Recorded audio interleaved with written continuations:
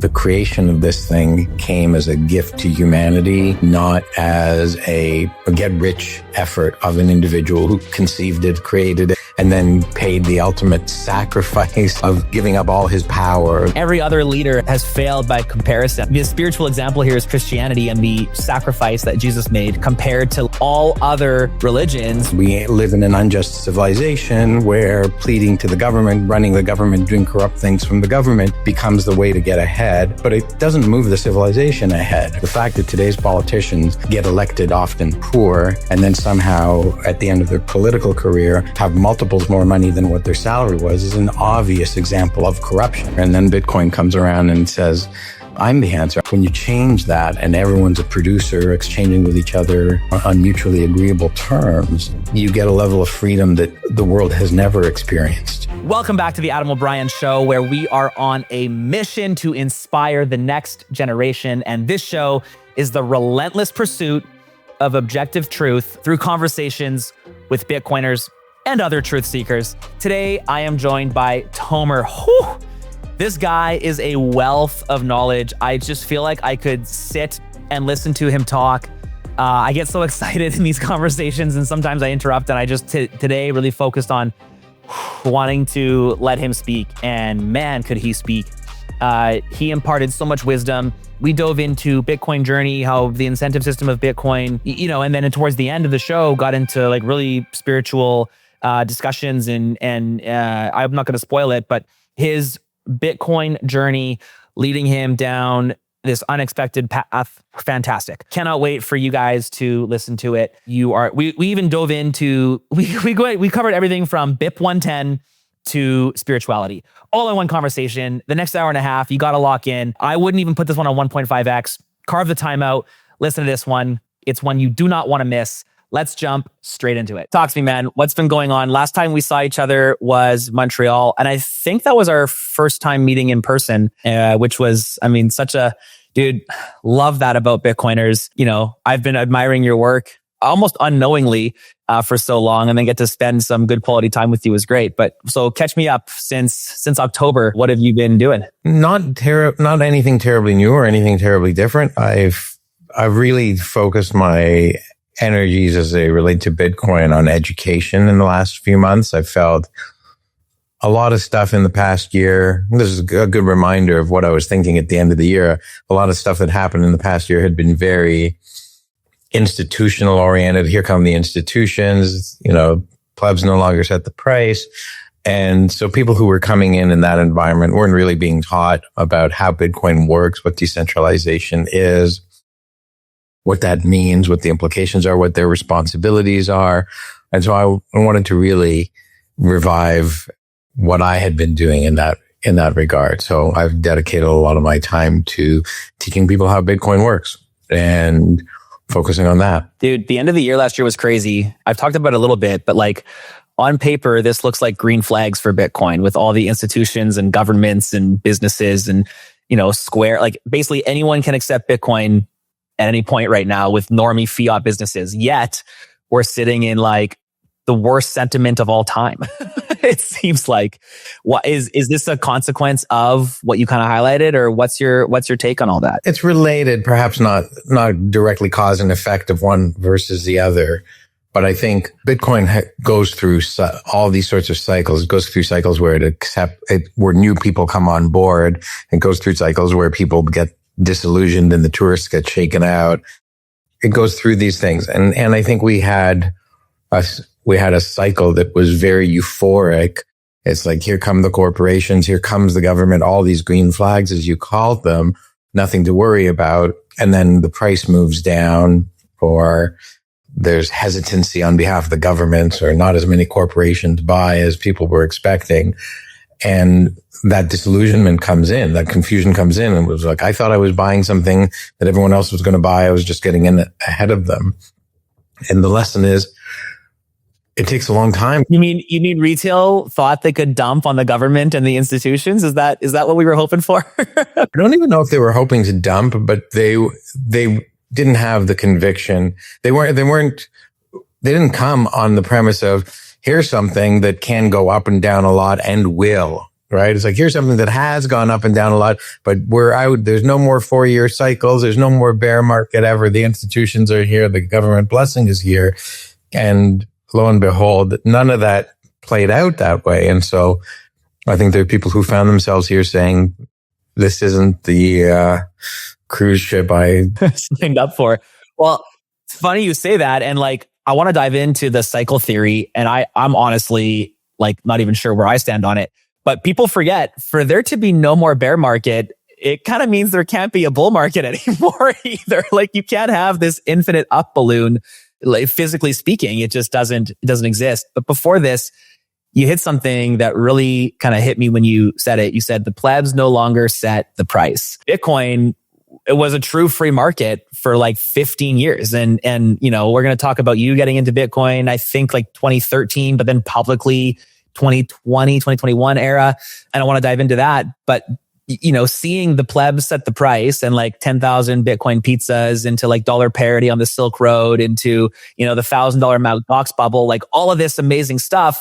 And now what do we see from a price perspective, but mostly from like an economic control perspective? Because we obviously have these nodes which control the blockchain, but the economic nodes are incredibly centralized. And I think that we forget that often as Bitcoiners and as plebs. Yeah. Again, it's hard to say exactly what's true because nobody knows how much Bitcoin is controlled by plebs, how many are OGs that are still holding on.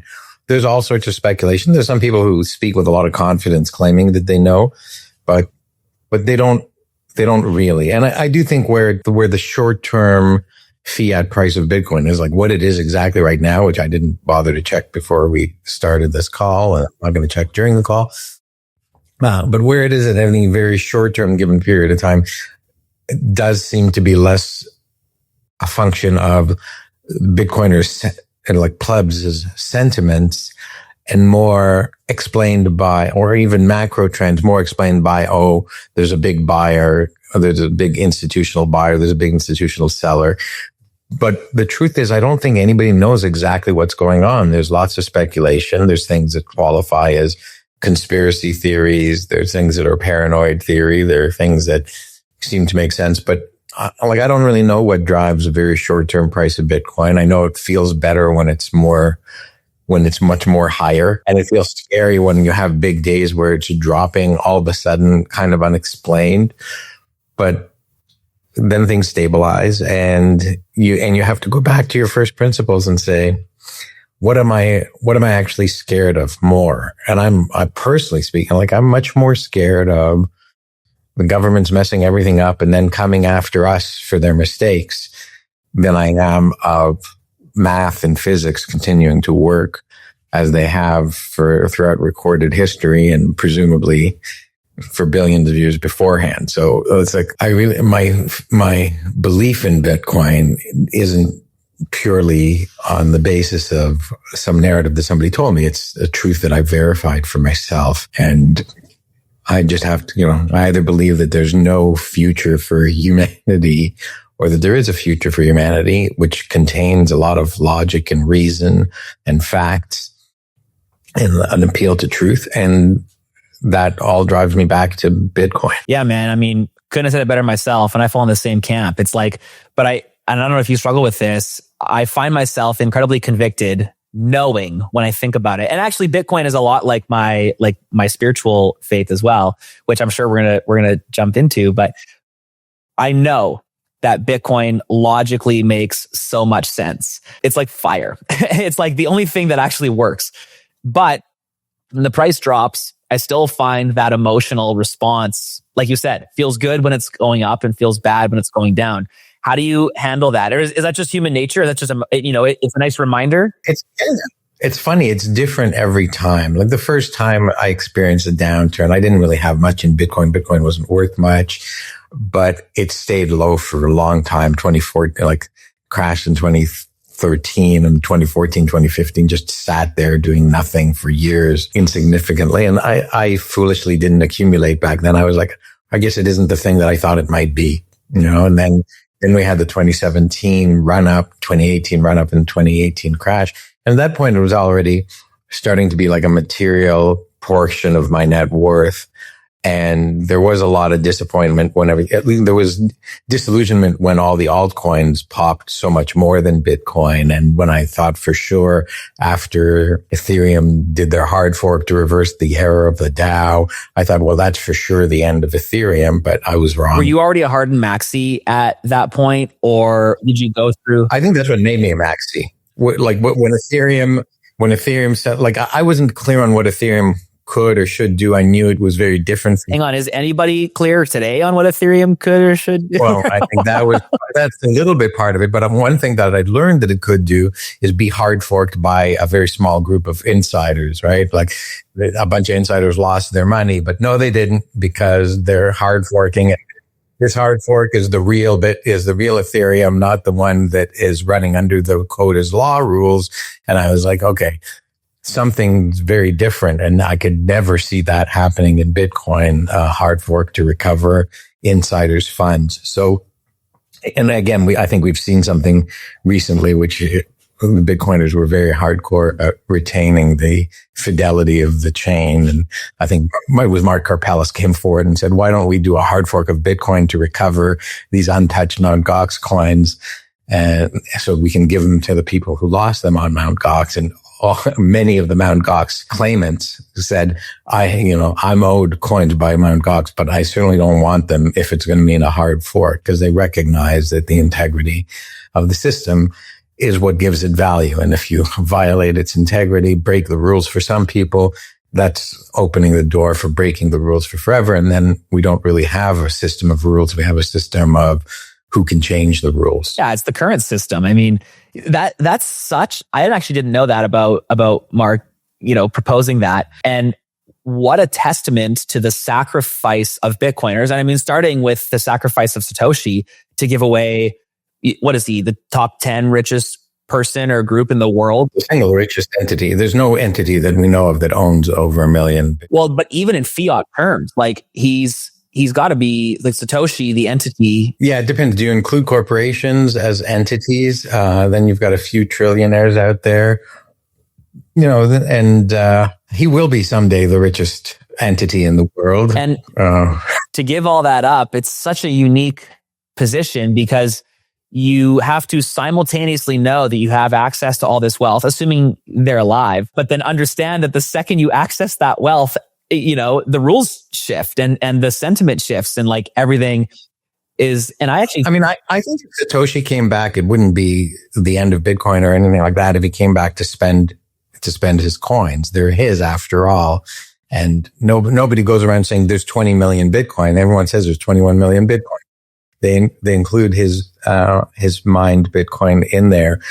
But I'm with you in the sense that there is something so profound and spiritual, not just economic, about the notion that the creation of this thing came as a gift to humanity, not as a personal get rich effort of an individual who conceived it, created it, launched it, tended to it, and then paid the ultimate sacrifice with respect to it of giving up all his power, giving up all his fame, and giving up all his money that the system generated in order to ensure that it be truly leaderless. Yeah, man, that leaderlessness is, I think, the single greatest thing that's missing from like every other every other leader has failed by comparison. I mean, if you like, the spiritual example here is Christianity and the sacrifice that Jesus made compared to like all other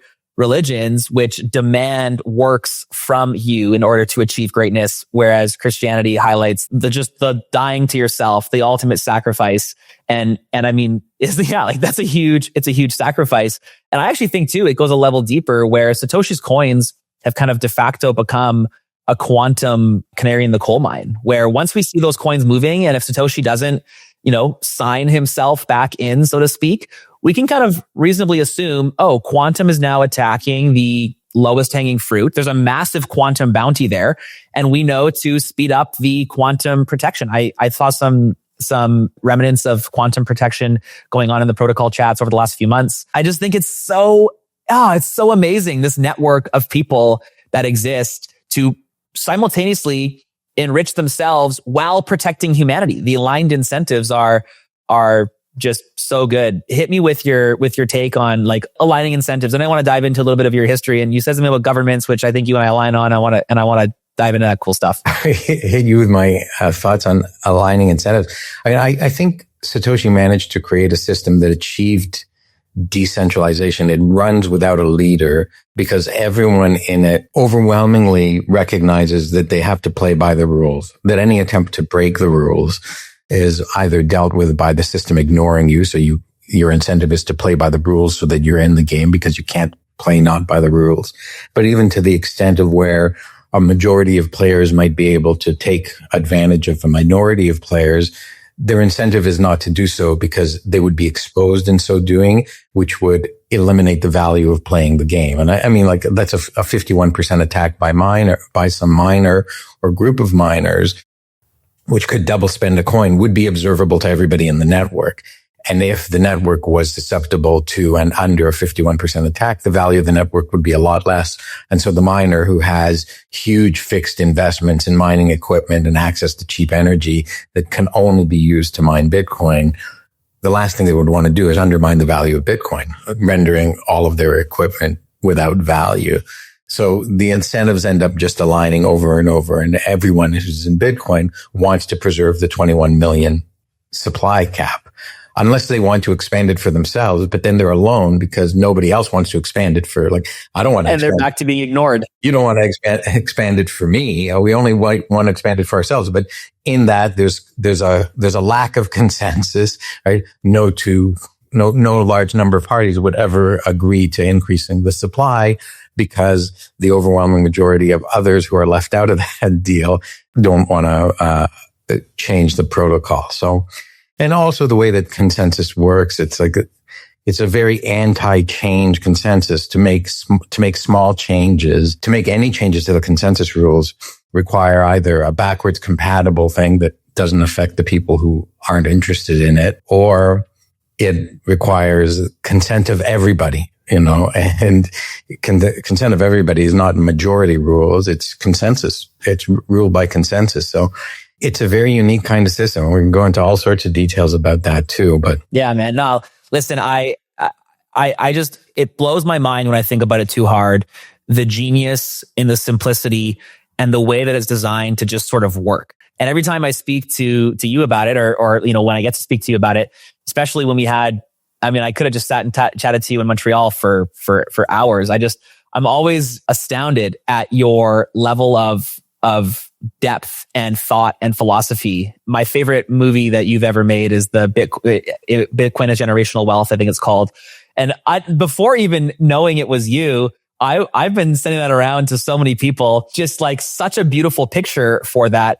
And I want to understand, me as I raise 4, soon to be 5 kids, how do I make them turn out like Tomer? How do I get them in this mindset? You don't want them to turn out like Tomer. You want them to be who they are destined to be, right? To discover their true selves. Do you, just double clicking on that, are you like a predestination type in belief? Do you believe in free will? How do you reconcile those two things? Oh, I definitely believe in free will. I think free will it's kind of one of these self-evident things. I observe it within myself, and I know that I'm not automatically driven. And so there's a lot to do with free will, but it also gets me to part of the most spiritual aspects of my philosophy of life. Like, why do we have free will in a universe where everything else is deterministic and apparent, seemingly predestined? So we could end up having that kind of conversation if you want. Dude, you're blowing my mind. You're bang on. We've been talking a lot about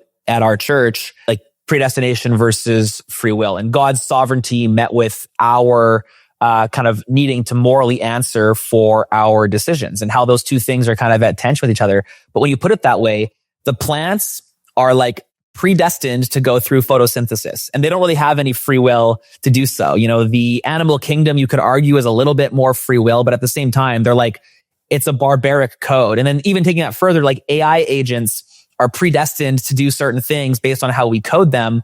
They have very little free will, as much as we like to, believe that Molth book is real and all this stuff. It doesn't appear that they have free will. What is it that makes humanity so much different that we can have and seemingly observe our free will? Well, I mean, this is a very faith-induced view that I have on this, which is that the only way you can truly love God is if you have the free will to, is you're not predestined to. So God creates humanity in his image, which is not that God has 10 fingers and 10 toes. In his image he's the creator. He creates, and he creates a being that is creative. And that's, you look around humanity and you see humanity is a being of tremendous creativity. And we all learn to specialize. We make buildings, we make art. We are not perfect, but in the image of the creator. And this again, my view, the creator essentially being alone initially in the universe of his creation, seeking the concept of love, to be loved and to have something to love, but you can't be loved by something that had no choice other than to allegedly love you.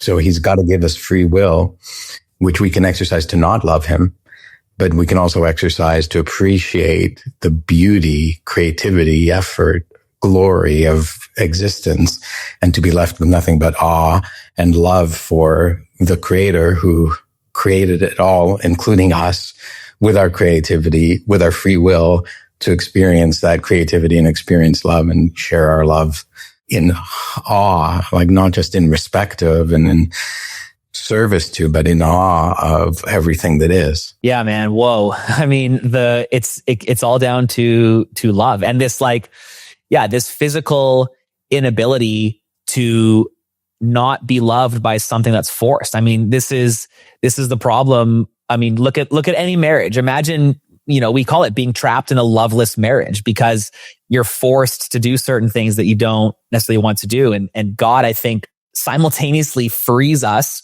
from being trapped in a loveless marriage while perfectly identifying here are the rules to, being in a loving marriage. And I think that's such an interesting concept. Hit me with some of your, I think in some research that I had done, your parents are fleeing Eastern Europe around World War II. Your grandparents. Okay. Grandparents, yeah. Or my wife's grandparents more so. I think my grandparents had fled just before, and they'd fled to the Mediterranean. Yeah. Your family history, 1 or 2 generations removed, is kind of around this World War II. Governments were doing heinous things during that time, literally just bombing each other at the expense of all of their citizens. How does that shape how you believe to be faith and government and things? And then how do you think the insights of today, with governments doing the same thing, bombing each other at the expense of their citizens, is going to affect the next 2 or 3 generations? That's really, I can answer the first part more easily than the last part. How did learning all this affect me, rather than how do I think it's going to affect other people? I learned pretty young of the Holocaust. I learned pretty young of World War II. And I remember to some degree almost feeling like, boy, this is really inappropriate to teach children. I think the world is a playground and the sun's shining, but no, there's horrors, there's dangers. So you do have to teach children young, and you have to implant in them this never again idea. What do we do to prevent this, the World War II type scenario, from ever happening again? And I think that defined a lot of my journey in life. I studied business, but I also studied politics for that reason. I studied economics in large part for that reason, and law. I didn't formally study law, but I studied the law and the principles of, common law and the idea of what's the word I'm looking for? Just that everyone's equal before the law.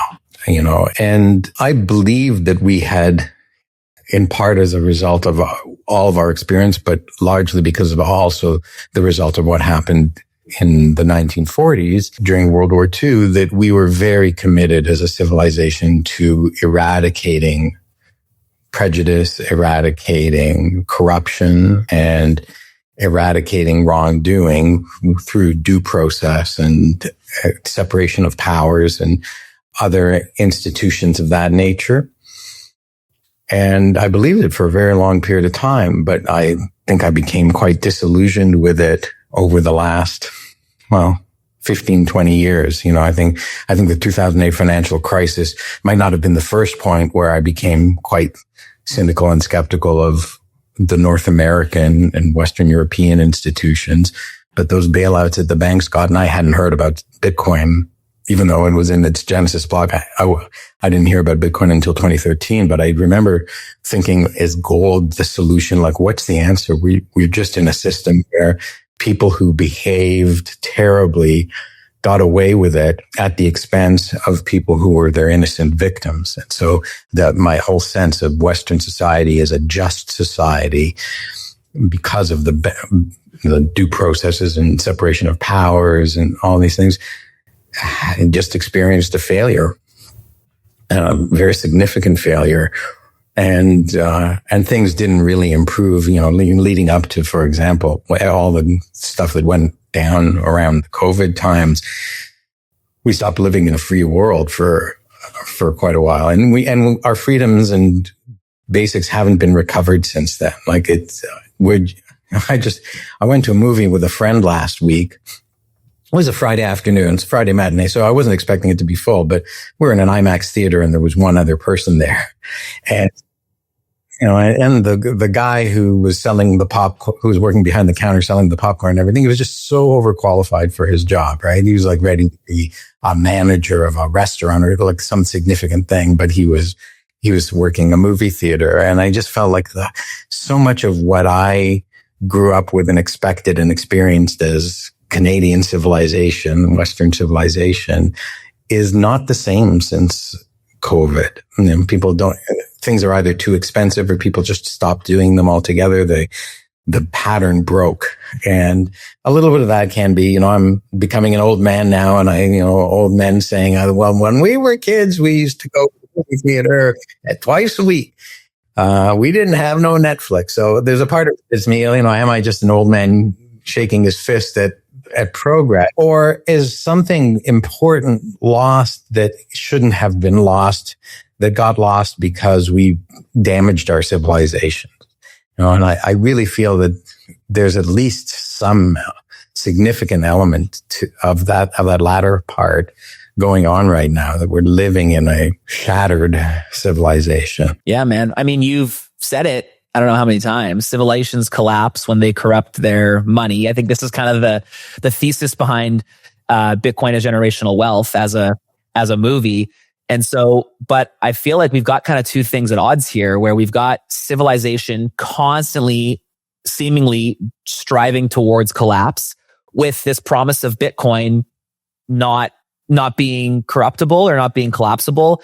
Is this kind of an unmovable force? Or what's an unstoppable force and an immovable object? Like immovable, yeah, unstoppable force meeting an immovable object. Yeah, like what happens here? Well, one of these things, so there could be a tension between these two things for quite some period of time, or Bitcoin could be a form of salvation from that, right? Like our Western civilization is experiencing systemic failure through corruption and decadence, and you can see it. And it's not like just saying, oh, people who are decadent suffer. It's like people who are decadent and print trillions of dollars and redirect the economic activities of humanity towards something that makes no sense versus something that benefits humanity. That form of decadence destroys the civilization. Instead of renewing your electric generation capabilities, your water purification, your roads, all your infrastructure, and expanding your infrastructure, you're busy trying to save the environment from mysterious ghosts, or you're trying to create a form of unmeritocratic equality, or you're trying to form a one world government because you think that will eliminate warfare. But none of these things really work. And you're educating people that this is what they should be dedicating their efforts to. You're incentivizing through corrupting the money, that these are the things that people do. And eventually you end up with a world like what we see in Atlas Shrugged, where there's just no people motivated, incentivized, educated in maintaining and growing the framework of civilization. And then you forget how to run civilization that's complicated and industrial, and you have nobody who can do it, and then it deteriorates. So I think we really confront that problem.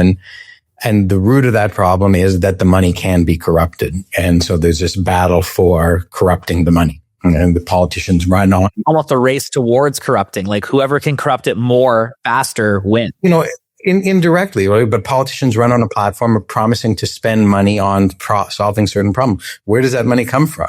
We're going to print it, which is essentially take it from everybody and use it towards this one idea that we have. And we know that we need people's votes. So we're going to bribe half the population with benefiting them at the expense of themselves, of everybody else, but also not as clearly everybody, because we live in an unjust civilization where pleading to the government, running the government, doing corrupt things from the government becomes the way to get ahead. But it doesn't move the civilization ahead. Right? It actually moves the civilization backward, but maybe allows, while the civilization takes one step backward, for the corrupted players to take 3 steps forward. But it's a game where you're ruining your civilization in the process.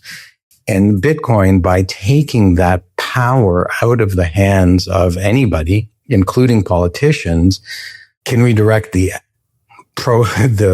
career, the idea of what it means to be a politician, away from the only way that you can win is by promising to corrupt the money more than your competitor promises to corrupt the money, and to actually be someone who is principled and working towards advancing principles that aren't all about economics and personal finance. The fact that today's politicians get elected often poor, and then somehow at the end of their political career have multiples more money than what their salary was, is an obvious example of corruption. There's no explanation for it other than they've essentially been corrupted and taken advantage of, been rewarded financially for their corruption. Like we don't live in the kind of civilization that I thought we lived in when that's true. And it's hard to be truthful to oneself that that's where you live right now, when you grew up thinking we lived in a just, uncorrupted, honest civilization, and you realize there's some really bad things going on, and some fundamental things that, whether they're evil or not, are destroying the civilization. So they're evil in and of that, under that judgment in and of itself. And that something needs to be done about it. And then you have Bitcoin, which tells you don't have to be violent about it. And, a violent overthrow of the government would just install, it wouldn't fix the problems with government. It would just put a different group of people in charge of government, still playing by the same game, by the same incentives. So it's this frustration of, violence is not the answer, but what is the answer? And then Bitcoin comes around and says, I'm the answer. I'm the nonviolent, incorruptible tool for exchange between mutually agreeing parties. And it's like, oh my God, this is what we needed, right? We needed money to not be a game that people could print more of, could corrupt in some way for themselves at the expense of others. And so Bitcoin, the most important part about Bitcoin, the invention, is what it can't do. Not what it can do, but it's like, it can't be inflated. It can't be seized. It can't be printed by those who would have some greater access to power. It does treat everyone equally before its law. And it can't be made to not treat everyone equally before its law. And so it restores that thing that turned out to have been a myth, but we all thought was true. It makes it true, at least within context. Which is incredibly inspiring. And as I play this thought experiment down, and again, I keep referencing Bitcoin generational wealth, but I truly just if anyone watching hasn't seen it, they just need to go and see it. And I'll put the link in the show notes. But we see the history in the Bible, and we actually see this aligning what you just said with God's promise and then God's warning. We see in the book of Judges, a society that is supposed to be governed by law, and we see the judges just corrupt.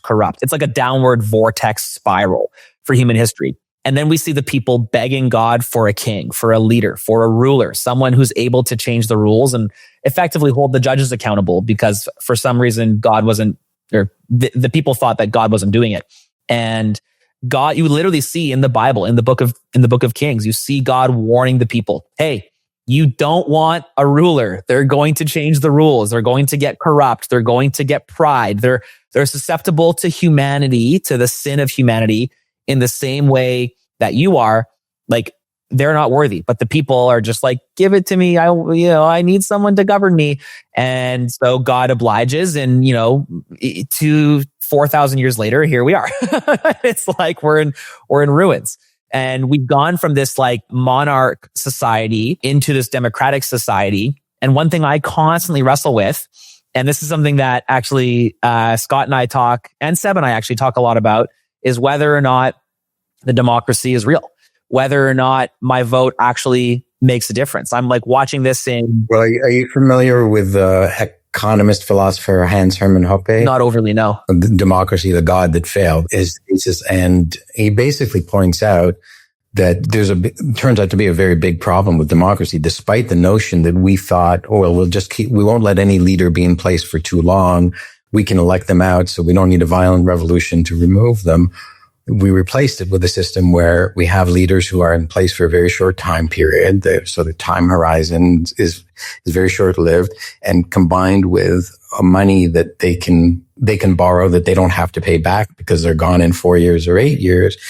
We have all the incentive in the world to win the election by making promises to indebt the world at the expense of its long-term integrity. Whereas a king, at least, although he might have all power and be able to use it unjustly, is thinking about, how do I hand to my heir the more valuable civilization than the one that I invented? Whereas the modern day politician is like, how do I get away with stealing as much as I can, as fast as I can? Enriching myself in the meantime.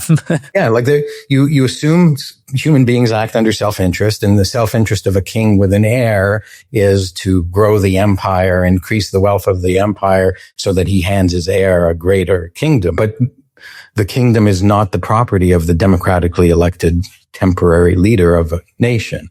I mean, their wealth is their private. It's almost their throne over the throne, so to speak. Yeah. So he points out over and over again that when you aren't incentivized, when your incentives aren't aligned, as we were speaking earlier in this conversation, when your incentives aren't aligned with maximizing the longevity and efficacy of your civilization, but on something that's, 4 years from now, you're not going to have a job, or 8 years from now, you're not going to have a job. So you need to be as rich as you possibly can be. And you need to set up your next succession, which is to do favors to people now who will be able to do favors for you later. The system fails. And that's pragmatic. That's practically what ends up happening. That's what happens in practice in democracy. And all this stuff that I mentioned that I believed in as I was growing up, that was all the theory, but the theory doesn't work in practice for these broken incentive reasons.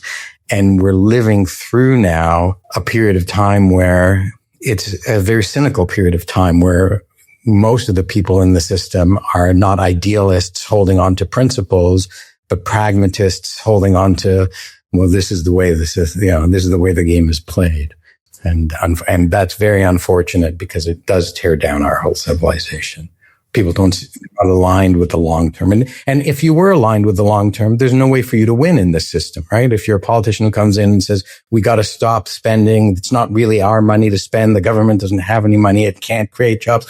Just imagine, nobody's voting for that politician, because the system allows for a politician who says, I'm going to give out $2,000 checks to everybody. All you need to do is vote for me.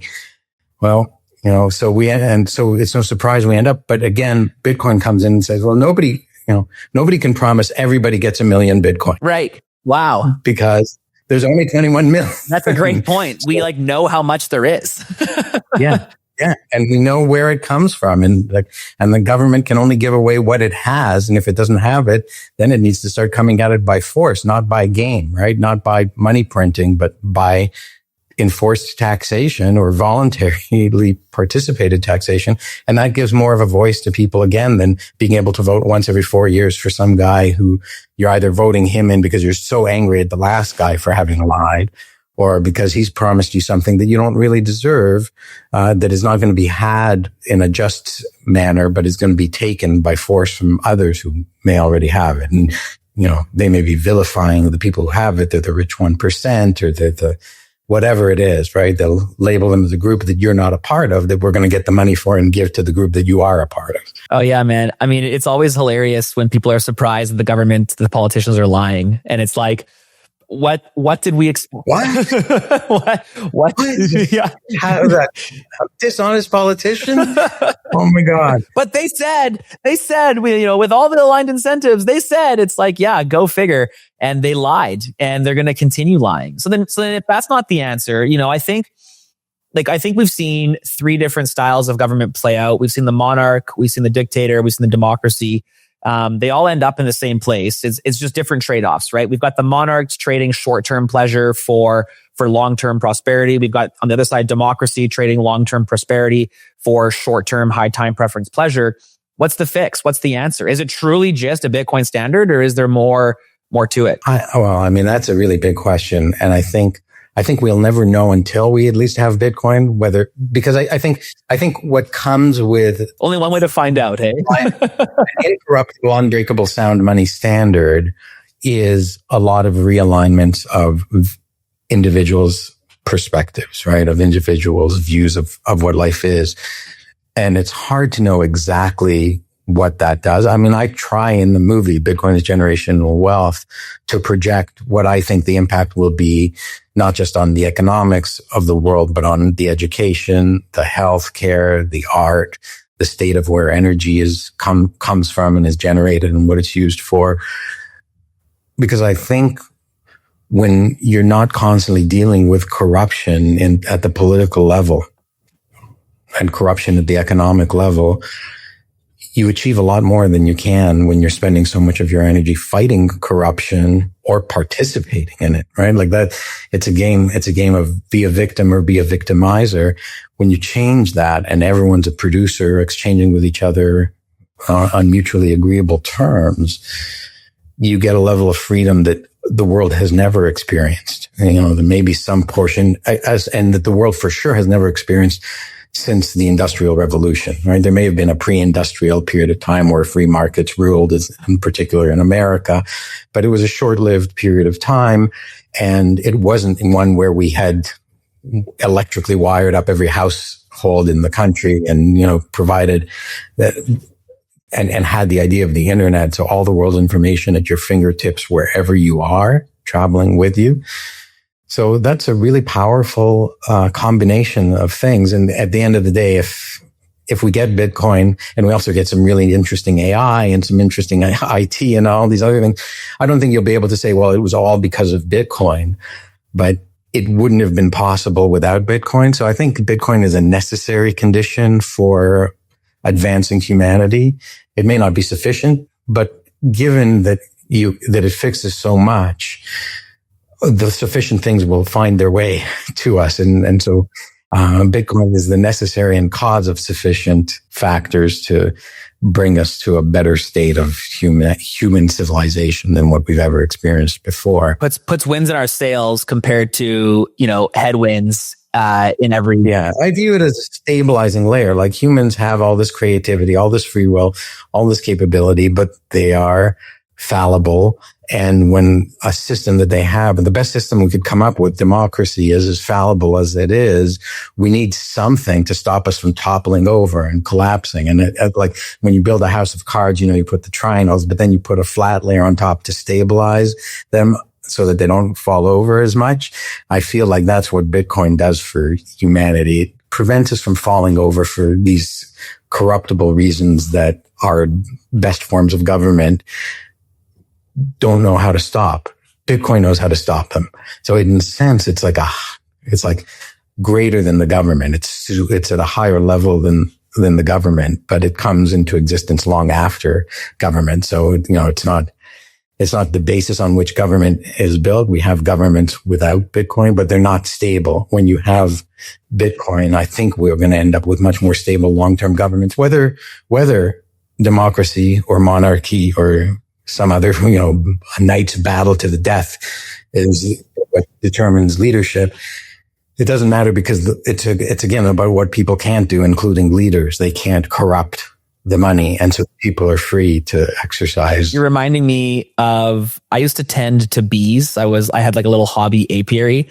Are you familiar with how bees, like how the queen system works? A little bit. I've never grown bees, but I've seen. It's remarkable. So there's a queen and the queen has kind of like reign over the hive. And if the hive is unhappy with the queen, one of two things happens. They either like completely cook the queen, meaning they swarm her and then buzz their wings until she actually cooks and dies. And then the hive is queenless and they need to kind of like find a new queen, or they spawn a new queen and then the two queens battle it out. And if the old queen, the legacy queen wins, she's kind of like earned the respect. She gets the signal that like, hey, my group's not happy. I should probably, change some things or whatever. Or if the new queen is, like survives, then it's like, oh, great. This is our leader. A little bit like, King of the Jungle. I think the monkeys do it that way and stuff too, which is just fascinating. Could you imagine a world where governments are like, we just have full moral authority to like basically delete the leader and then elect a new one to see how it goes? Would be crazy. Well, I mean, I think that's the way things kind of used to work. It wasn't easy because the leader had soldiers to protect them, but monarchies changed through someone killing the monarch and becoming the new monarch. That's how, so it's either a succession of their heir or a revolution against them. Right. So do you think are we on a Bitcoin standard? There's going to be bad leaders. I think it's naive of us to assume. I just think the damage that they can do is so much the lesser because they can't muster up unlimited economic forces. So the worst leader you have is he'll pass whether we elect somebody in his place or he dies in 30 years. There's just so little damage he can cause as a leader. Whereas here, today, under the current views, leaders are like gods, right? They have these powerful capabilities. They can destroy countries halfway around the world. They can muster up economic forces from this direction to that with the stroke of a pen. We've just given them so much power because of the money printer. Because all the property is in a sense public. If the money is public at the discretion of the leader, then all the property is, because the money can be used to buy all the property. So you think you own a house, you think it's worth some share of the economy, but they double the money supply and don't give you any of it. And now the economy is allegedly worth twice as much and you have only half the share that you had beforehand. So that's the power that I think. So how exactly people choose to run things, whether nations get larger by more consolidation, federation or confederation of different states together, or whether individual states secede from existing federations, or whether everything stays the same. I think that's very hard to predict, although my leaning would be under a Bitcoin standard. We would just see many more nations. We wouldn't need federations of 10 provinces here and 50 states there and 16 European nations here and there, because they're only united by the fiat money. There's a lot less unification on other grounds, and city-states or smaller states with their own cultures, if they can coexist in peace with one another because they don't have warmongering leaders with the ability to print money, ad infinitum, we maybe end up with just a much more peaceful world where people can then say, you know what, I don't like what's happening here. I can fight the leadership, but I can also just move over there. And there's lots of other to move. And so places compete for your citizenship because they want, and they may not want you as a citizen. They may want there may be a state that's very musical and they really only want musicians living there and they produce music. And they would not want me. They're not that eager to attract you and you're not that eager to move there. They don't say you can't move here, but they say, look around. If you're not musical, there's, many tourists come to listen to the music, but not many non-musical people come and live here. And So the elimination of cultural homogeneity, which I think is, again, this kind of foolish view of the world that will have peace if everybody is multicultural at the same time and everyone lives together and we don't have a strong culture in our country. It's because the country's so darn big and so overwhelmed. But, there are cultures in different geographies that are linguistic, ethnic, political, ideological, religious. And those aren't necessarily bad at all, right? They're not, if they're not forcing a large group of people or murdering a group of people in order to enforce that culture, but the culture is just like, hey, we eat these foods and we speak this language and we sing these tunes. There's nothing wrong with that. And people can choose to live in it or can choose to not live within it. They can't demand that the culture changes to accommodate them. They find a culture of other like-minded people and they're more than welcome to live with them. So the world can change a lot. And I think we're going through a lot of growing pains as a species. Right? We found the ability to, in a lifetime, travel anywhere in a lifetime.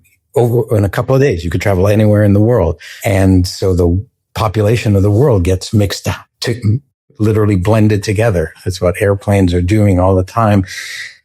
And we get to see the rest of the world. So we get to see what they have and what we have and what we don't like and what they don't like and how they're different. And we end up fighting over all this. So we haven't really come into harmony with the vast amount of knowledge that we suddenly have. And we're getting even more overwhelmed with, and now we've got all the world's information at our fingertips. So we get overwhelmed by that. And coming to terms with that is something that we're in the process of doing right now. It's not something that we've figured out at all. Yeah, man. I like this vision of, it sounds like smaller nations with monarchs or leaders or dictators with less power. and it feels like that is the solution. Bringing political world. Yeah. Less political. Bringing the leaders of the world closer to our level as the plebs, right? And I love that you and I, to your point around the Bible citation that you gave from Judges, right? It's like, we don't need powerful kings. We need to be responsible individuals who make responsible, respectful, principled decisions. And that's how we can live. But the idea that someone can make a decision for the rest of us is already in and of itself unprincipled. Totally. And so dare I say, do we go back to a world of rules and no rulers? Like, is that in the human time cycle, or are we stuck with rulers? Like Pandora's box is open kind of thing. Rulers are here and they're never going away. I really hope not. I really hope that what Bitcoin musters in, like Bitcoin is a system of rules without rulers. And, there's a fight going on right now over whether there's people who are trying to be rulers and did they change the rules or did they not change the rules and accept the rules? But it's like, when you zoom out, it's so narrow, the debate, right, of the politics of Bitcoin, because we all accept that there are rules without rulers.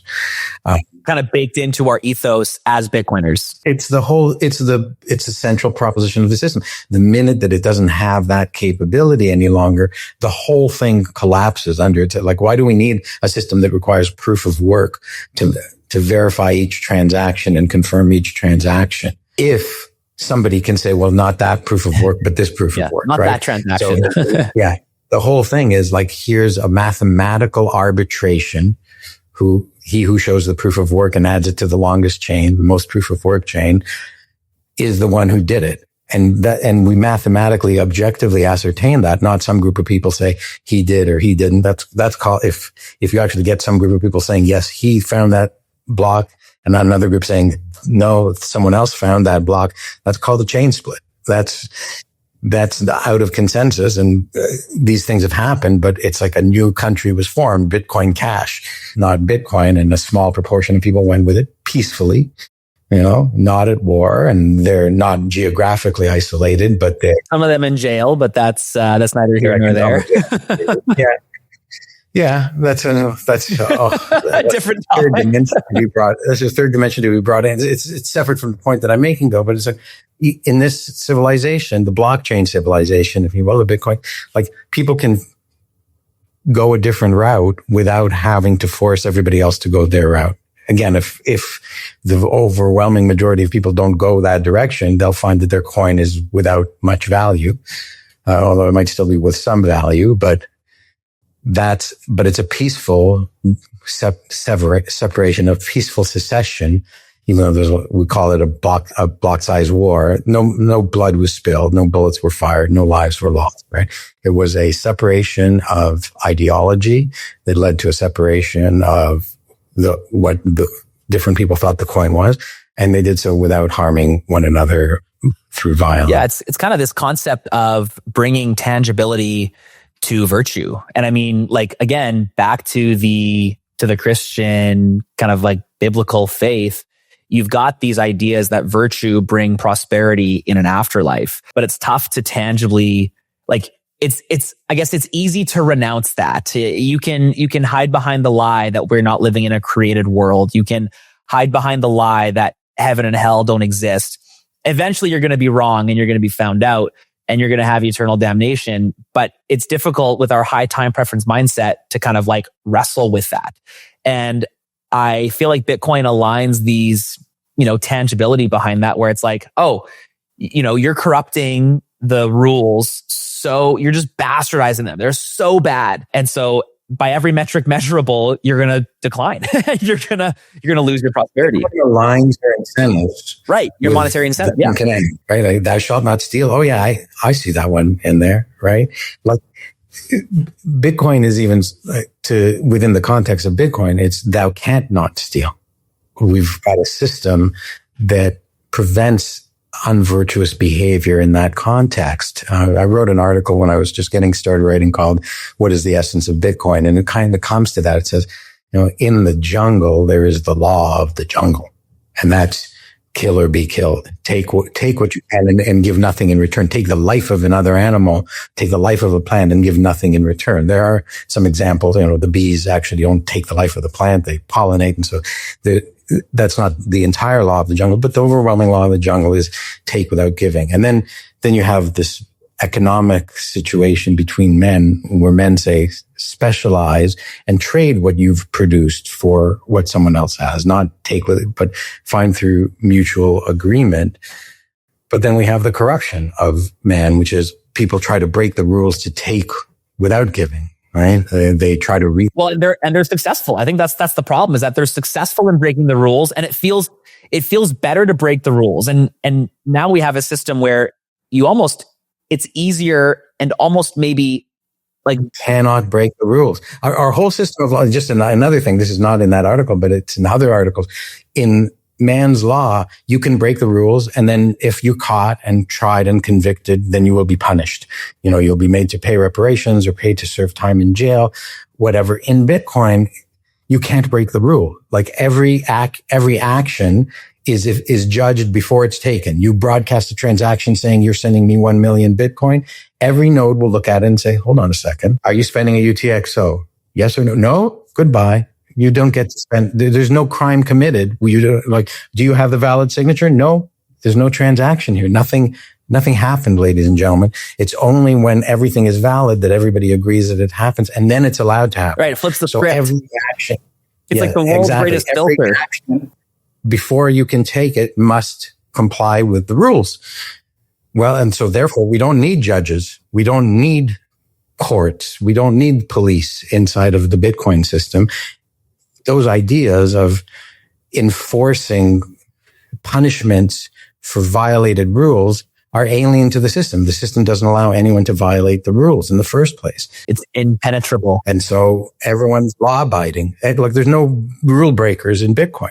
Oh man, that is such a crazy concept, and you're bang on. There can't be rule breakers because there's, by virtue of the code, no such thing as a broken rule in Bitcoin. The second a rule breaks, it is outside of Bitcoin. Yeah, it doesn't get added to the blockchain, right? So boom. Dude, I love that framing. That mindset is so good. But it brings up a second, an interesting point. We've talked about it a little bit in no uncertain terms, but like the morality of Bitcoin, this Bitcoin standard, we're talking a lot about producers trading with producers. And our world today has produced a pile of non-producing people. And like the morality question around human beings. We're called to guard life, everyone made in the image of God. And we're also advocating for a system that only kind of works for producers. What happens to all the non-producing people in a Bitcoin standard? Well, I think first of all, the incentive and capability to win big by being non-productive, by being a thief, or by being it declines. It declines. So far fewer people are drawn to that. Just in the same way as you can imagine, if we have a Bitcoinized world, it's a lot less financialized. We don't need as many banks, right? So people aren't as drawn to investment careers, right? Like right now, everybody wants to be a banker, investment banker, some god of the universe, because that's where all the money is at. So the prize moves from being a parasite to being a producer, right? And that's certainly one big thing. I also think you end up in a society that's so much more abundant, so much more productive, because you're not spending all this time trying to steal from others, but you're actually spending time producing. For every parasite we had a producer, we'd have a lot more production. And so you have a lot more abundant, and you can only consume what's been produced. So the incentive to produce creates an abundance of production. And for those who are incapable legitimately of producing, charity does take care of them. It not necessarily in the same way, but I think charitability, and if you've run into people, or maybe you yourself are now at that point where you have more than enough resources to take care of your needs, some people are corrupted by that and they just want to spend profligately, but many other people turn to, what can I do to make the world a better place for other people through charity? And it's often a personal cause that draws them some condition that some close relative of them have had, whether it's health related or capability related or whatever. People become charitable. And I think in a very abundant society, people become very charitable, just as they become very virtuous on many other categories. What do you think charity looks like on a Bitcoin standard? I think it's people with a lot of abundance sharing. Okay. Just generally, it's just based on interests and no longer based on, I gotta, the mad dash for, I don't know if you get all the emails from charities. It's like, get your donations in before the end of the year. I think they're very different types of entities. Right now, charities are marketing companies that apply psychological guilt trips to get you to give money. It's not this charity is self-initiated. It's the phone rings and you accidentally answer it, and somebody from a charity saying, "Oh, thank God you're talking to me. I want to tell you about this thing," right? So that's not charity at all, right? That is industrialized charity, which is as close to appealing to your virtue as snakes are to chefs. Like they're alien things. It's not appealing to your sense of charity, to you wanting to give because you have abundance. It's like, I know times are tough, but if you don't give money to this political cause or this thing, this person's going to suffer. So it's a guilt trip rather than it is prosperity searching. Sometimes it's a fear trip, but it's rarely is it an appeal to that part of your heart that wants to give to charity and then these things are businesses too. So they spend 80% of their funds on overhead rather than on actually doing the good that needs to be done. I'm very cynical and skeptical of a lot of industrialized charity. So it's very different. It's people building the entities, the institutions that are going to pursue the charitable goals that they set. You've maybe heard Michael Saylor speak around, who was the great oil industrialist. His name is on the tip of my tongue, but that he basically funded the existence of national parks for generations to come. Right. And that's nobody forced him to do it. It wasn't an appeal to his guilt. It was like he believed that nature should be preserved and beautified and protected for people to see, and provided the generational funding to make that happen. And I think that's an interesting thing about Bitcoin. That, again, you've heard Michael Saylor talk about if you've listened to enough of his podcasts, which is that you can set up trusts that are multi-generational, right?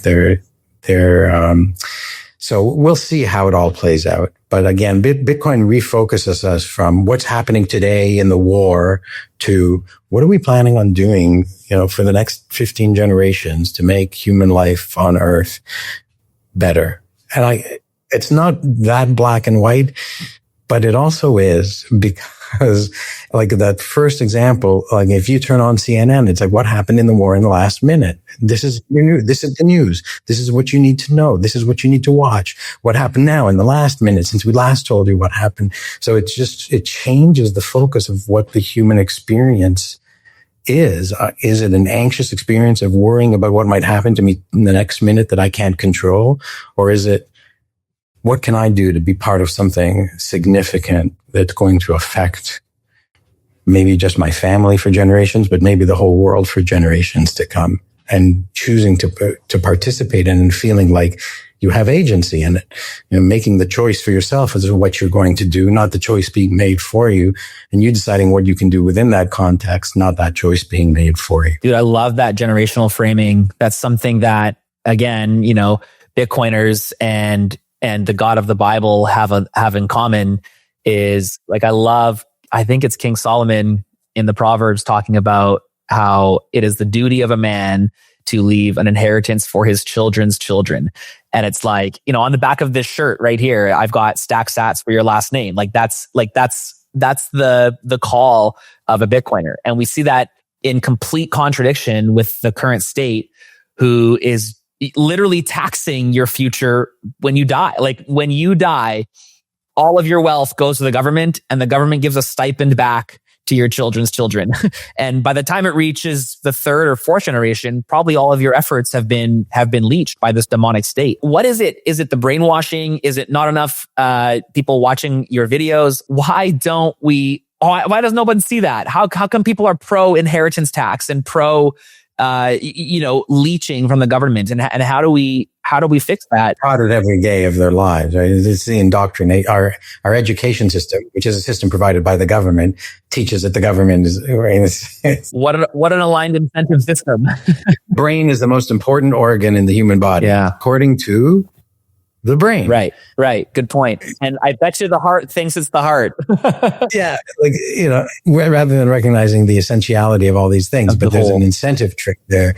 The brain is aligned with that incentive, and the government wants you to think that the government is governments that succeed. Put it in evolutionary terms, the only governments that succeed are ones that explain, that indoctrinate their population to the fact that the government should be supreme. Right. And so we are all raised with that view that we just need good leaders. We have good leaders. We have a system that guarantees good leaders. In the event of a failure in the system, then a good leader can be replaced. A bad leader can be replaced with a good leader. And we've talked already in the last, hour about, well, that doesn't work. But it's very hard to replace an idea that you've carried your whole life, that you assumed to be true because everyone you ever trusted told you it was true. And you weren't able to verify it for yourself. And it's only through the lived experience of being an adult for a decade or two at minimum that you realize, well, that isn't actually true. That we don't actually have good leaders, and we have two bad people running for leaders, and our choice is between two bad people who are both going to do harm. And the last 10 guys have done harm, and each time. So you end up having to induce this knowledge yourself. And that's why the world doesn't see it. Now, the worse things get, the more people see it, right? A lot of people's eyes were opened by COVID. Was that a misstep by the government, or was that planned? Like, to me, I feel like that activated more freedom fighters than ever. But it also felt... Yeah, that was the side but for the people who caused the event, who were taking advantage of the power of government to declare what is and is not a danger, what does or does not create an emergency circumstance, they maybe were aware that there would be a side effect of there being more freedom lovers, but they were exercising their power over other people's freedom. That was what that was about. Not a misstep. You think that COVID went according to plan, and the outcome of COVID, or are they just so short-sighted that they didn't see? Planned. It was just the moment of crisis appeared, and people with power said, we are expected to exercise our power. So even in the most innocent suggestion is like, we're expected to exercise our supreme power to save people's lives from COVID. So we're going to lock them in their houses, restrict what they're allowed to do, make them carry vaccine passports, force them into becoming vaccinated with an unproven medication, yada, yada, yada, and none of them even looking in the mirror and saying, look at this evil that we're doing. It was almost second nature. They stood off camera with their masks off and came on and put their masks on. Not because they were mocking everybody, but because they were playing their part, and they were too scared to confront the fact that they knew that they didn't have the supreme power to actually heal civilization or make a virus go away, but they were doing what they thought everybody needed them to do to appear as though they were doing the best that they could. And many of them are stupid, right? Many of them are inexperienced, like they're inexperienced at the least. They have terrible judgment, right? Like, Justin Trudeau, we were both Canadians, right? So Justin Trudeau was the prime minister at that time, not a smart man, and a man very prone to hubris and smugness, if you will, right? For like his defining characteristic is that he's smug. He's the classic trust fund kid with no experience and an ego the size of the country. Yeah, so he didn't need to wring his hand and say, I'm going to do evil. It's like, nothing sticks to me. I'm going to say words. I'm not going to answer questions that are posed at me. I'm going to just repeat the words I've been trained to say. And I'm not that concerned. I'm not even mindful of the consequences that there are teenagers committing suicide because their lives are ruined by this. I'm just going to pretend and walk straight and focus my gaze and not let those things enter my mind. And so that's the crime is a crime of omission of recognition of what the consequences of his actions were. So then would you, I personally have the perception that government probably isn't itself evil, but the leaders at the helm are spawned through some type of demonic force. This is kind of the only logical conclusion. I just refuse to believe anybody is this accidentally stupid. It feels too coerced. No, there is something evil going on there. And, and it's a very valuable and even valid heuristic to say this is demonic. Like, evil rises where accountability is in a vacuum of accountability, right? Because accountability is meant to be the check and balance on evil doing. But when the civilization is so complacent and trusting in government, that means that government isn't accountable. And it means that whoever's in there is kind of free to do all sorts of evil without being checked, right? Your kids can only do something so wrong before you slap their hand and scream no. I flick their hands. I got a really good flick, and then they know. Their knuckle, right on the knuckle, they get a good flick.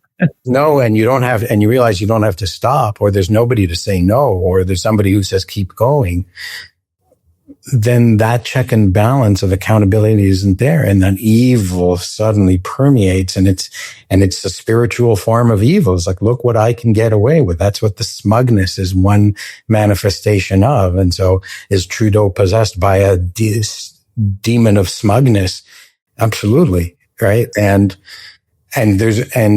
it grew and became bigger and overwhelmed him. And by the time he was done, he was basically a demon himself. He started off as a naive drama teacher. So do you think, is evil manifesting the scenarios? I would probably take a similar point of view, but maybe have the thought process that some evil force is behind the scenes, and they've maybe gotten some dirt. Maybe, Trudeau went to an island and they got some blackmail on him. And they say, hey, we're going to make you powerful, but you got to serve the evil spirits or whatever that looks like. And so you're going to take over Canada. I've never seen I don't believe it's that explicit. I may be naive. No, yeah. Well, this is the conversation. I have no clue. I know. And my thought process comes from, the Bible teaching us that the devil just has as much free will over earth as we do. We saw the devil come down and tempt Adam or tempt Eve, who then corrupted Adam. And we see this play out throughout biblical history. And I wonder how much of that is going on today. Okay, well, so I think this notion of temptation is really powerful. Okay. In my business career, I rose reasonably high as a business person. I was potentially in line to be made the CEO of a public company, to be the successor. And nobody ever came up to me and said, I want you to do something terrible and we'll get it on film and you'll get the promotion. But there was just these little gradations of temptations, like, let's vote ourselves in the executive room a raise. Like, let's create a new incentive plan called medium-term incentive plan. And it's only, it only goes to us and it works like this. And you just have to be here. And it looks perfectly legit. And other companies are doing it too. So we can do it. So let's spend our time working on that rather than on growing the value of the company and focus, right? That's a game of temptation. And I saw it become like the major thing in the executive suite when we would meet monthly for the executive tables. It was like, I realized after a year or so of sitting at the executive table, like, all we do is talk about how we're going to get paid more. What are we, the government? That doesn't seem right. But when you're in charge of how much you get paid, you might be tempted. And so I think these levels of temptation just keep rising and rising and rising. And if there's nobody to slap back your hand, we saw not that long ago in our country, TD Bank, which Americans know of as well if they're listening, the chairman of the board and most of the board had to resign because they oversaw money laundering and illegal transactions, supporting illegal transactions, because their incentives were kind of aligned with it and their bonuses were aligned with it, and they turned a blind eye to it. And it went on for years. Rulers and not ruled. They were a bunch of rulers with no rules. Yeah. Yeah. Or they thought, this is the way you do things. It's like, none of them went to jail. They just resigned, right? They at least had the accountability to resign, but none of them went to jail for it. And they would have debanked hundreds of people, thousands of people for much more minor violations of rules, which are perhaps not even immoral or amoral violations of the rules. Are just, you didn't sign the right form in triplicate, or we decided that this transaction you had with this entity is something we don't like, so you don't get to bank anymore. Yeah, I mean, I'm federally debanked and have broken zero rules. That's a huge part of what is literally, that's the kind of mission revamp behind Bitcoin Well, is just me losing banks, having mortgages called, having hundreds of thousands of dollars frozen and inaccessible, having to go to court to get it back. And just understanding that my future prosperity was going to be subject to a regime of some kind, and Bitcoin being the obvious answer. You can't be de-Bitcoined. Yeah. Like no matter what you've done, look, even if you've attacked Bitcoin and tried to destroy it, yeah, Bitcoin will still. You'll still use it. Yeah, that's such a good point. It's completely feelingless. It's just pragmatic use. Bitcoin doesn't care. It treats everyone equally, including those who tried to destroy it. So those that try to destroy it, I want to open, and I'm trying to form my thoughts around BIP 110, which is super technical and probably not even the right topic for this audience. But I've got you, and I know that I think you've talked about Core 30 outspokenly. I want to get your thoughts. Maybe can you give us a generalization of BIP 110 and then where you stand on it? So BIP 110 is a reduced data temporary soft fork. It's a constraint on the rules that will make it harder to post transactions that are data heavy, essentially doing non-economic, non-monetary transactions that will endure for a year if it's activated and enforced. And it's a long story here. I guess what I would tell people is, I don't think that there's an imminent danger to Bitcoin, the protocol, regardless of what the outcome of this thing is. Right? Both sides may be setting it up as the very existence of Bitcoin depends on this getting activated. That's again incentives driving them to do that. But I think that the reality of the matter is, like any inside group that protects itself, like that executive group that I was describing at the corporation that I worked at, I think similar bonds have been created amongst Bitcoin developers where they fell out of touch with what the primary mission of Bitcoin was, as seen by anyone who's gotten involved in Bitcoin over the decade and a half plus that it's been in existence. And they got complacent and they got comfortable, and they ignored exploits of previous code improvements that allowed people to put lots of data into the blockchain that was non-monetary. And then they came up with a short-sighted may not be the right word. Then they came up with a lacking accountability for the consequences of how people use functionality solution to a problem of large op return transactions. I don't want to get into what these things are because they're very technical and in detail. And there's been significant outcry against that. And the outcry has not brought humility back into the reflection process of, oh, we shouldn't have done this that way. We shouldn't do it this way. They've become more dug in and said, if you don't see the wisdom in our ways, you're retarded. So I think that's what's caused this very large rejection of Bitcoin Core.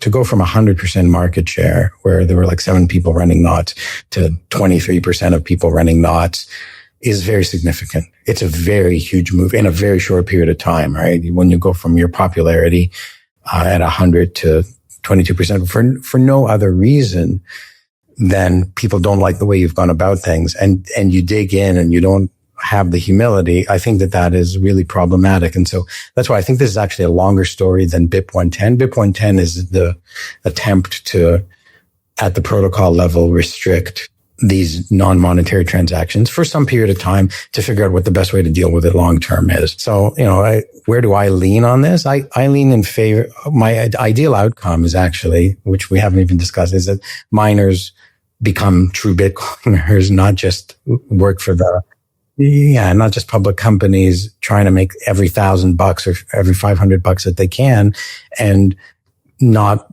mine non-monetary transactions, which are de minimis in nature and harmful to the protocol and easy to keep up with if you're doing it at the policy level. So and that may still be the outcome. Like the BIP 110 may not activate because it doesn't need to activate, because miners over the course of the next few months recognize all the spam is harmful to Bitcoin, not beneficial to Bitcoin. And I as an individual miner, not going to mine it. And, and they all rise up and say, I am Spartacus, I am Spartacus. Just to jump in there, do you think miners recognize that at all? Like from a miner's perspective, isn't mining a transaction regardless of its economic value?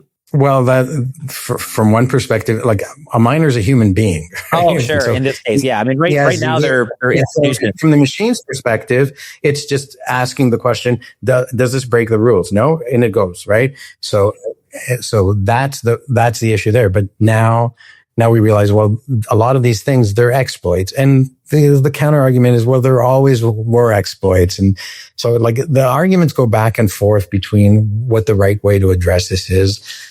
And I don't claim to, with certainty, to say BIP 110 fixes it or doing nothing is the best way to deal with the problem. I don't actually know. And there's a lot of people on Twitter claiming that they actually know, when none of us have been through this. And so I at least have the humility to say, I don't actually know. I know that some things that some people are saying are false and some things that other people are saying are exaggerated. And it's a complicated mess, but it's part of what Bitcoin governance is, because Bitcoin governance isn't just there's 2 parties and they each elect a leader and the leaders promise to change the rules. It's like, no, if you want to change the rules, you need an overwhelming consensus of the mining power to do it. And you can pressure them into it by saying that you're going to reject their block. So it becomes a technical, it's like a tournament of making these changes or not making these changes. And we'll see who wins the tournament, but it's not, the rules are a little subtle in terms of how you win the tournament. Yeah.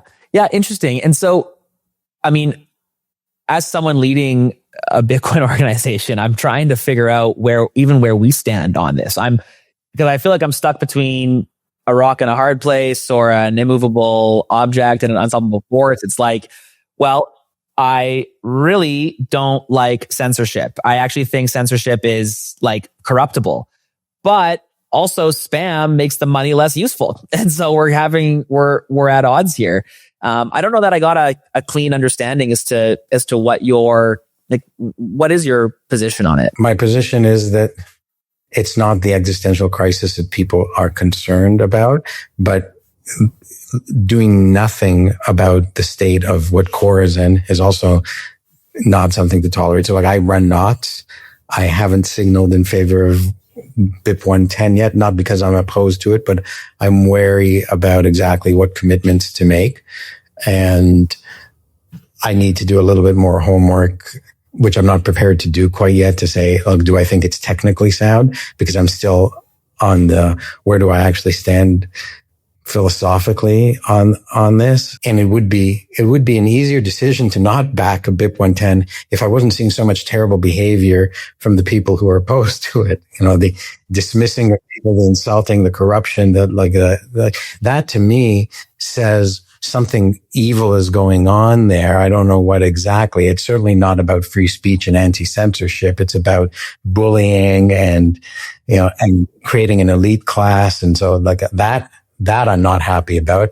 If the price that I have to pay to learn that lesson is there's more spam in the blockchain, then I accept that that's the price I have to pay, better than that there's some other fundamental corruption in the system.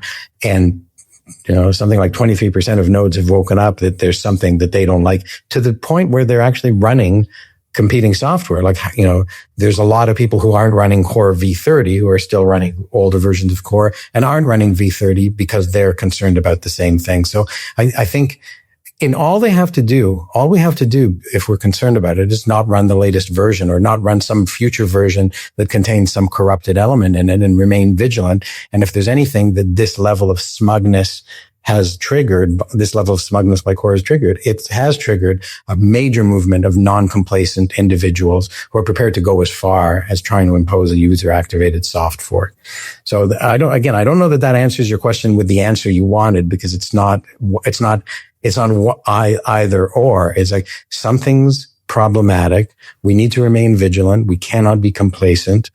We may need to have interventions beyond running an alternate client or what have you. But for now, everyone's on their tippy toes, and anything worse is not going to get through. Yeah, man, that smugness that you talk about, it hits me too. I think this is the greatest Achilles heel for Bitcoin, is the Bitcoiners thinking that they're greater than. I mean, we saw this with this rise of, you know, self-touting toxic maximalism and like, have fun staying poor. If you don't get it, you're a retard. You know, all these terrible mindsets. And then we're surprised when people don't want to join our cult. It's like, hey, you're supposed to be nice. You're supposed to, and I liken it to the street corner preacher. Like, who in their right mind gives their life to Jesus after the guy, you know, shaking his fist on the corner, being like, "You're all condemned and going to hell." I'm convinced. I'm convinced. Yeah. That's not a compelling message, man. And like, don't water down the truth, but like, let's earn a little bit of favor with each other before we start, you know, trying to. But you're not going to convince me that you have the right idea by telling me that I'm an idiot. Totally. Exactly. Like that, right? Like, convince me with facts, with reason, with demonstrations. Like, do something. Don't just tell me. And when I say show me the facts, I say, I've already done that before. I don't have time for that. You're a retard. It's like, wow. Yeah. Well, and you really don't have a good argument, do you? It's also kind of this like great power, great responsibility. Like, I have this all the time. One thing I'm trying to do in my life is like really focus my energy on relationships that I can serve and that can serve me. These like mutual serving relationships. And sometimes I get caught up thinking about, you know, oh, I should pry into this, pry into that. And I'm reminding myself like, oh, you know what? I actually don't have the authority to pry into that, because I'm not going to spend the time to like, I've got cousins that are on the wrong path, or like, you know, whatever. And part of me is like, okay, I should bring something up. I should talk about this. We got to like, you know, fix some problems. But then it's like, wait a sec. Until I've done the time to actually create this, you know, relationship with them, I don't really have an authority to start imparting wisdom on them that they didn't ask for. And I feel like Bitcoiners need to do a lot more of that, is spend time focusing on relationships. And that's one thing that I don't know Bitcoin naturally does. How do you think we get Bitcoiners more, you know, more emotional, but less emotional about their ego. All I can say to that is, I don't know the answer to how, but it is to lead by example. Nice. Right? To not get caught up in, and using some of your examples, I might say that this current debate between the core supporters and the not supporters, without using the names that they call each other. The fact that there's names, though, is just a problem in and of itself, hey? Right. Yeah, it's a schoolyard mentality. But to compare it to your situation, there's a bunch of people committing sins in the street, shooting up heroin, and then there's preachers at the street corner saying thou is, and you're like, which of these two do you choose? And there's a bit of a false dichotomy. It's like, behave responsibly, so teach people about Bitcoin, explain why it is an important invention, teach them how to use it. And I think that there's still a very large number of Bitcoiners who have avoided getting caught up daily in that debate between, which of those two extremes is the right one, and which one's the wrong one, what's right and wrong about each. And, Bitcoin asks you to choose Bitcoin because it's open and transparent to you and a just set of rules. So that's the reason you should choose Bitcoin. It's not about whether you have the right to inscribe a JPEG or the right to prevent someone from inscribing a JPEG, which is besides the point. It's that you are into the system for its merits on its own grounds. And I think that's why I'm dedicating my time to educating rather than to slinging mud and seeing who, and it's very easy to get caught up in it. And I don't want to say I didn't get caught up in it at all, but it's something didn't feel right about getting caught up in it, even though I felt I was on the right side of the debate. And so that's why I've said it to myself, I'm not going to spend a lot of time talking about that debate. It'll resolve itself the way it does. I want to teach people how Bitcoin works. That's what I understand. I want to divert them, direct their attention to other people who want to teach them how to use Bitcoin or why Bitcoin's applicable to them, or selling them a valuable Bitcoin related service. That's where Bitcoin thrives and shines. And that's what people should be paying attention to. Yeah, man. Teaching, again, like just teaching a first principles perspective. And we've lost that. I think humanity, partially because of the fiat world, partially because of the curse of humanity, partially because of laziness. I don't know what it is, but we outsource agency so much. You look at all the problems in the world, and most of them stem from outsourcing education, outsourcing food, outsourcing, preparation, outsourcing financial advice. So, and why? Like, what is it? It's trust, right? Like you outsource to somebody you trust, and the trust is betrayed. And so, all these mechanisms that we're supposed to make these entities trustworthy have somehow failed us. And so my trust in you is broken, right? That's what can we do to create a new form of trust, or to take back the power for ourselves? And maybe it's a combination of those things, right? Like in Bitcoin, you trust the system because you verify for yourself. So it's called trustless. It's called trustlessness, but the system is reliable. Like, what is trust? It's a sense of, it's two words, right? One is this notion of you can trust in it because it's reliable. Another is you trust in it because you give your faith over to the individuals to not act corruptly, the individuals bestowed with power. And Bitcoin takes both of those meanings and says, you can trust the system because it's reliable. It's reliable because it doesn't trust anybody.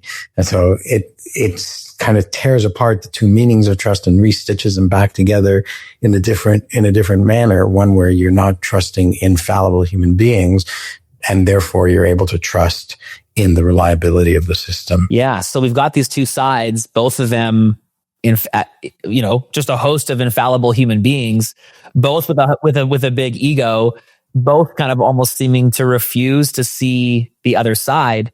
And we're left with, just a bunch of street kids shouting names back and forth. And it's, I think that there's a lot more to it than, and hopefully this is, so like, I like the example because hopefully we all grow up, right? Like, hopefully we don't continue to behave like kids shouting at each other for the next little time. And this is not, And I know it won't be the case that everybody grows up. I think the immaturity of a lot of people has been exposed here. And, that immaturity tends to not, it wasn't even necessarily exposed. It was expanded.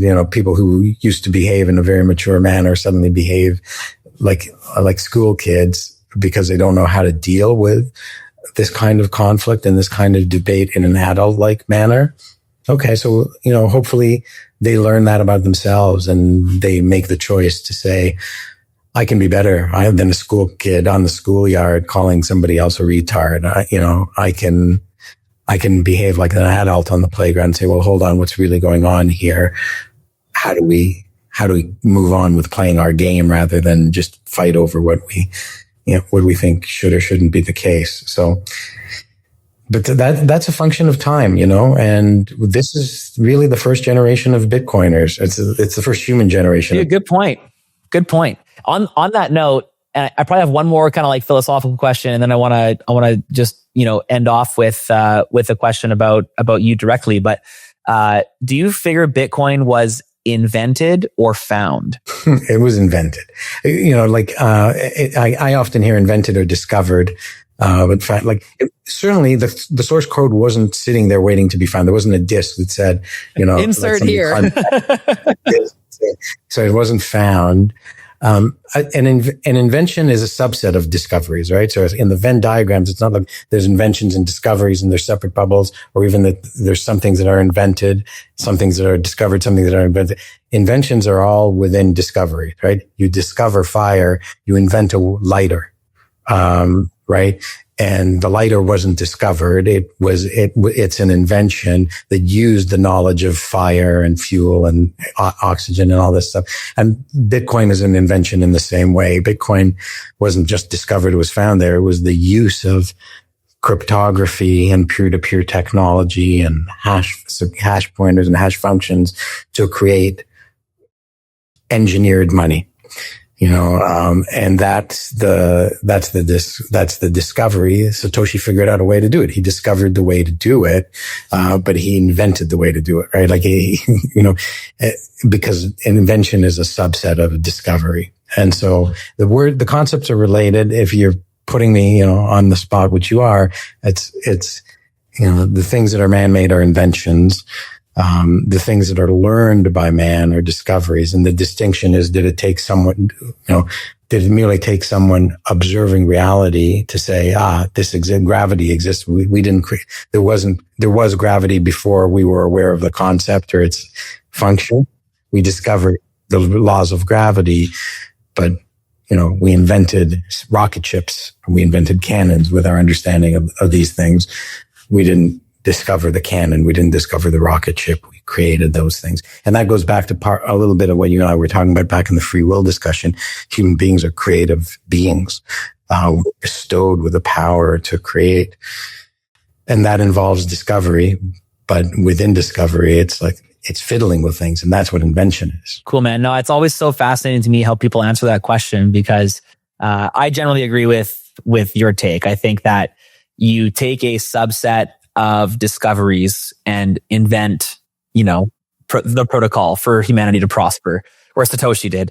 And I think that's probably where I land too. But it is a fun, it's so cool as a thought exercise. The fact that there is no Satoshi to ask, it just makes it all that much more better. I mean, I've spent so much of my journey. I want to say half of my journey has been being in awe of what Satoshi did, how he did it, and why he might have done it. It's there's my hero, and he's like a superhero from the comics, right? It's nobody knows who his secret identity. He's got a secret identity. Nobody knows who he is. Nobody's seen his face. Nobody can find him. He shows up and performs this heroic act, and then disappears into the darkness behind his cape again, never to be discovered. And it's a superhuman act. It solves a problem that scientists and mathematicians had proven you cannot solve, the Byzantine general's problem. And yet he solves it anyway. He's got the superpower. He practically solves problems that are theoretically impossible.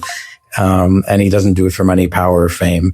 He doesn't like a superhero. He does it to do good. Yeah. Do you play into the try to figure out who Satoshi is, or do you actively stay out to preserve that? No, I think the one kind of, he didn't ask it explicitly. He didn't ask for anything, but I think the one thing he asked for is don't try to find out who I am, and don't make me spend my coins. Don't expose me. I did this. I did good for the world and ask for nothing in return. Please give me nothing in return. Don't give me fame. I don't want it. I like that. Yeah. I think at my core, I probably agree with that. I think that I fall short of that. I like to play into the theories. I don't talk about them publicly too much, but it is fun to ideate.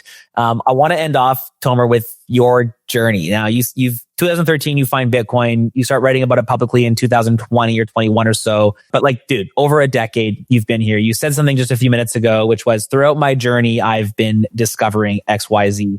Talk to me about what is something that you today would say to yourself 12 years ago in how you've changed because of the discovery, your discovery of Bitcoin? Well, I mean, 12 years ago, I was going through a lot personally, including depression. And so I would say there's light at the end of the tunnel is what I would tell myself, stay true to Bitcoin. I don't need to tell myself that, because I now know that I held on to my integrity and stayed true and found through Bitcoin a path to integrity for myself and for accompaniment of humanity through that journey. And I found a role for myself within that too, which is as an educator and as a writer, as a content creator, particularly through the 2020 through 2024 era. So this journey isn't exactly what you think it will be, but it's a very valuable journey, because the me from 2013 who discovered Bitcoin was an atheist. And so for me to come out the other end and say, if I went and told myself, you're not going to be an atheist when this is all said and done, I would have said, go away. I'm not that much of an idiot. I was convicted in my views on atheism as any fundamental premise. So what was just that? Goes to show. Talk to me about that shift. How do you go from a convicted atheist to, and what are your spiritual beliefs? Yeah. Well, they're always part of a journey still, right? I mean, for me, I studied a lot of philosophy, and during my business career, particularly the philosophy of Ayn Rand. She was an atheist, and she made very strong arguments for atheism. But she tried to be the most topically prolific philosopher since Aristotle. Or since Thomas Aquinas, maybe. And so she had a theory of metaphysics, of epistemology, of politics, of ethics, even of aesthetics. So she was in all the major branches of philosophy. And so she got a lot right. But there were always some things that you said, well, this is too much of an assumption, or I'm really struggling. She also held that free will existed, but had a very hard time explaining it in her universe. It's tough for atheists to explain meaning at all. Yeah, I mean, she simply said, I don't understand what the mechanism is that provides free will, but I see it as axiomatic. I can perceive that I have it myself, and that it belongs to man. It's a trait of being a human being, right? So, and yes, everything else is deterministic, and human beings aren't. I'm not a scientist. I don't pretend to explain it, but human beings do have free will. And so that was, for me, was this kind of challenge. If the universe is deterministic and everything behaves according to its nature, and the nature of everything is to not have free will, how does the nature of human beings end up having free will? But that wasn't what brought me over. That was like one example of somewhere where I don't feel she was able to tie the idea down perfectly well. And for me, I ended up leaving the career that I had, and put me in an odd situation. I ended up going through some depression, and someone had recommended psychedelic treatment as a therapy for overcoming the depression, and it worked for me. I did one session where I took MDMA and in a controlled environment with specific intentions, and it helped me see what I was obsessing over that was making me depressed, and be able to kind of throw it out and close my brain back up.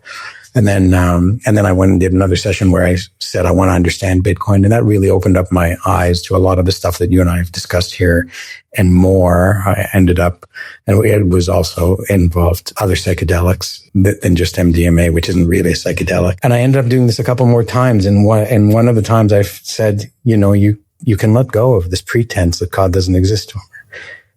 You've been trying to fight this all your life, and deep down inside, and you believe that God exists. And when I let go of that, God came to me. Like, I just don't know how else to put it. And over the course of the next year, I really surrendered into it. I was baptized at the Bitcoin conference in Bitcoin 2022 in the Atlantic Ocean at the first Thank God for Bitcoin conference. And after writing one piece, I felt I had this vision where when I was done writing the piece, a man came in front of me and waved his hand, and all these pieces of tinsel fell off of me that I didn't know were there, and they melted into the ground, and I realized those were my sins and he was Jesus.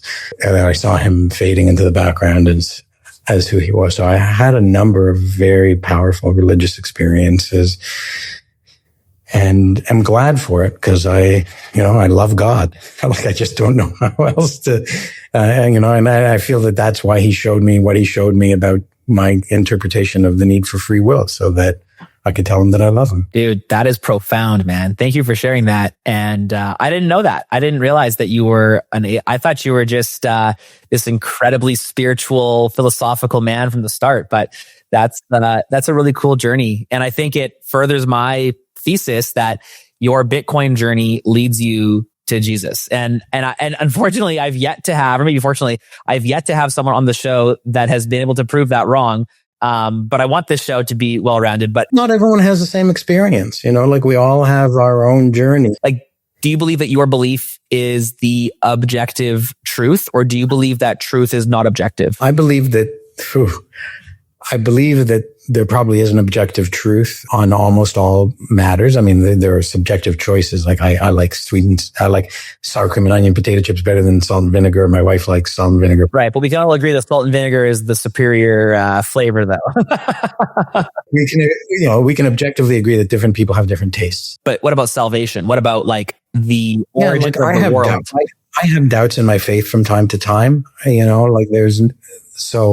so I clearly don't view it as an objective fact. I recognize that there's some subjectivity in there, which is my perception. The experiences I had were very profound and very real, but I could say, there could have been hallucinations. They could have been other things, but the universe fits together better for me with God as I see him and as I described him. And I think that he's been generous enough to reveal that to me. So I have a very strong belief in my views, but it doesn't my views don't prevent me from having positive relationships with people who have different views. Almost everyone in the world has a different view, even if they're in the same sect. So it's like, what's important to me is with respect to God's existence, is my relationship and acknowledgement and love of his existence and his achievements and his creations. I don't think I've been called as a pastor, as someone to spread the word. I don't feel that calling. I'm happy to share my story as I did with you and with all the listeners for people who want to listen to it, but I'm not grabbing people off the street and say, listen to what happened to me. You have to believe in God. I don't feel that calling. Whereas I'm like, listen, you need to buy Bitcoin is a calling that I have a hard time resisting. So it's it's what your calling is and when, but I'm not saying that both of those things might not change at some point in my life. I don't know for sure. It's the journey is unpredictable. Oh man, I love that so much. Probably a good spot to wrap it there. I feel like we could probably go for like 1 to 2 more hours, but we'll save it for maybe season 2 of whatever this show ends up being. But Tomer, dude, thank you so much. I'm gonna put all your stuff in the description, and cannot thank you enough for your time today, man. Yeah, thank you. Thanks for having me. Thank you guys so much for watching the conversation with Tomer. I had a blast. I've met this guy only once, chatted with him a few times, and still was surprised at the amount of wisdom he could bring. Did not expect to hear that he was a hardened atheist moved towards Jesus, baptized, at an event called Thank God for Bitcoin. How good is that? Your Bitcoin journey leads you to Jesus. That's not the premise of the show, but it is objective truth. And I challenge you to tell me if you think otherwise. And honestly, I would love to have conversations with people who disagree with that. I think that it's important for this platform to be many different perspectives. Again, I just love how this community of truth seekers is so knowledgeable in such a diverse amount of topics. On this podcast so far, the last few episodes, we've gone from like time to Bitcoin philosophy and a little bit of world history into, Seth and I chatting about this insane fifth dimension. I'm so blessed and feel so lucky. Thank you to all of you who do that. For those of you that don't know me or who watch and allow me to do that. For those of you who don't know me, welcome to the Adam O'Brien Show. I'm Adam O'Brien. I'm the founder and CEO of a publicly traded Bitcoin company called Bitcoin Well. I'm also the co-founder and CEO at a media company called GetBased. Both are heavily inspired on our missions, which ultimately result around freedom, results around sovereignty, results around human prosperity. But above all, I'm a follower of Jesus. I'm a servant to the Lord. I'm a husband to my amazing wife, who really is the backbone of our family. Our family, which by the way, is 4 and almost 5 kids. I cannot wait till I can say 5 kids. We're bringing one into the world in a few months. Well, I'm not, my wife is. But I'm here to relentlessly pursue objective truth. And I want to find ways to lead a more biblical life. I want to point my family towards generational faith and generational prosperity, something I believe the Bible tells us and calls us to do. If any of that interests you, please, you gotta subscribe. You're doing yourself a disservice by not subscribing. We have these conversations every other week, and I would just love to hear from you in the comments down below. Tell me what you like, tell me what you didn't, tell me where I got it wrong, and most importantly, stay sovereign, and I'll see you on the next one.